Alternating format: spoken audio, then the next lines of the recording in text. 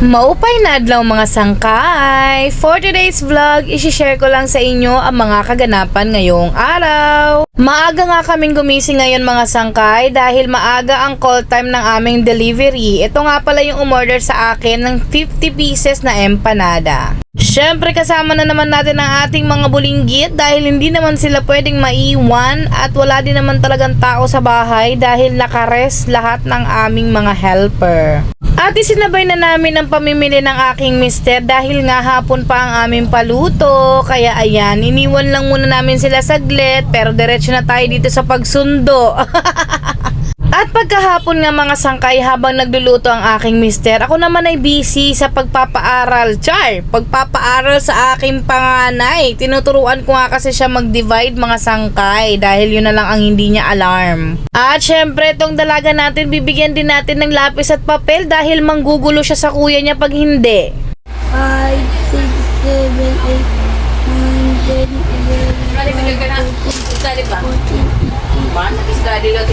Sige na, gani siya. 20, 21, 22, 23, 24, Study na, uwi kuya, oh. Study. 27, 28, 29, 30, 31, Ikaw pa palit ang yan, mama. 34, Hindi ka mag-study. Study ka, study ka. 37, 38, 39, Sulat na ikaw.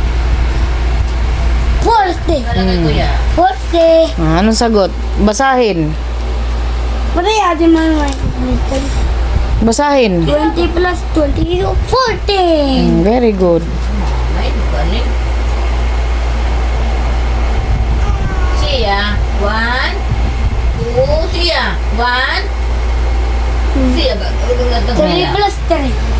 1, 6. Very good. Diba 3? 3. 1. Oo, nag-i-explain pa. Di na lang sagutan. Hindi na. Sige na, sir na. Makakaupo din namin na. Mapat pati ang jaguar na rice. Kailangan. Dali na. 7. Ano, ayaw pag sinama ka kuya. Dito ka lang. 4. Yeah. Ito kasulat. 11. Very good. Pag tama yung sagot mo, isulat mo na. Pag sure ka na. Uli.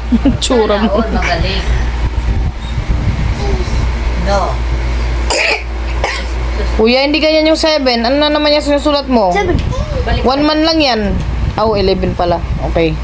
Sige na, sige na. Sige na kita. Ikaw matatawag ka mo. 11. Oras na ipapakita ni Mami lahat mga burigon. Natutok ng simento. Walang maaram. Natutok ng isda. Sulat sa papel kapag hindi alam. Nasabi ko Ba? kang papa. Basahin. Ano yung tanong? 8. Na naman. Ate Mani, siya. Saan din Dali na, dali na. Ay, pagpansin na siya. At sobrang nakaka-proud nga ang pagka-fast learner ng aking Miguelito. Buti na lang hindi siya nagmana sa akin. Anyways, isa nga lang pala ang aming paluto ngayong araw. Sana naman umorder kayo. Nood lang kayo ng nood. Charot!